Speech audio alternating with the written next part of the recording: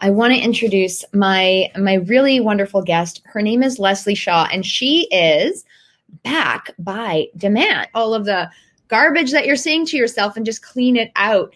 What would you have, like, how was your experience with that? And how would your experience with TIR have been different had you gone through that process when you started it at the beginning versus, I mean, it's still great now, but but even would have been helpful. It's like, would have been helpful 100%.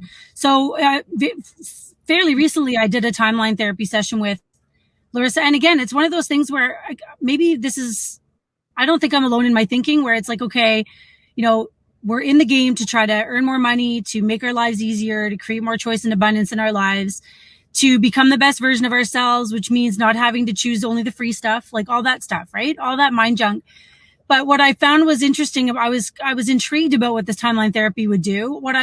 And I'm just going to share really quickly, but only because this really, like, it made it okay in my mind to just say, yes, I should do this too. Because at some point you feel like you're a professional student in the game and you're paying for all these courses and you're buying this upgrade and this VIP thing, and it all can feel overwhelming. But number one, I know that Larissa's work is well worth the investment, 100%. But there was a study that was done with, so we all know that they do studies on rats. And so they took this litter of rats and they exposed the rats to the Japanese cherry blossom and then zapped the rat. So it stands to reason that litter of rats would then fear the cherry blossom. Like, you don't have to have studied psychology at a high level to understand that that's how that works. But then they continued to study the generations that followed that generation of rats, and up to 9 generations of rats later, they still feared the cherry blossom, even though they'd never seen one. And so when you really get thinking about the limiting mindsets and the beliefs that have us stuck, the subconscious, the stuff that's going on underneath what we know to be true, stuff that's been buried deep, it's like the radio station playing in the background. If you went back 9 generations in anyone's lineage, you would find something that happened where they're dealing with poverty or tragedy or trauma or war or pandemic or whatever. So I know that it's through no one's fault of their own. So it's not about what did I do wrong? What decisions did I make that were poor? What are my shortcomings? It's like, what was I born into that I don't really want to carry forward?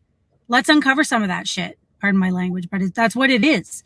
It's this, like, the stuff that's buried deep. And as we worked through the session, I remember, like, the answers came pretty freely and quickly. And I don't know where we uncovered stuff that I had no idea was there. And so I love when Larissa says, if you can name it, that ain't it. So if for no other reason, like, the Thinking into Results manual alone to me is worth the cost of admission in Thinking Results, because I still use it every day. I have it at my desk. I use it every day. And it's not quite as beat up as yours, but probably because, although you can see I'm in my car, this is like my second office, because I haven't achieved all my goals I'm not able to work fully from home yet, but I'm well on my way.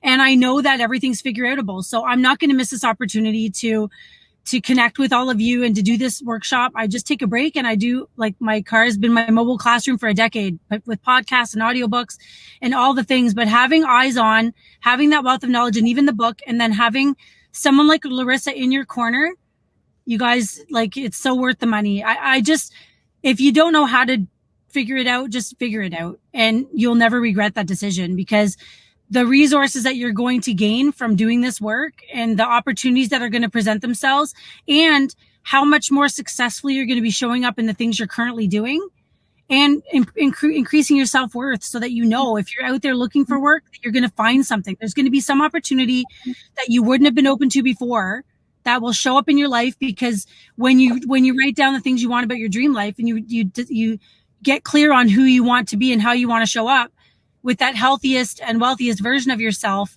opportunities start to look different. Something you might not have had an open mind to before all of a sudden looks like the best idea ever.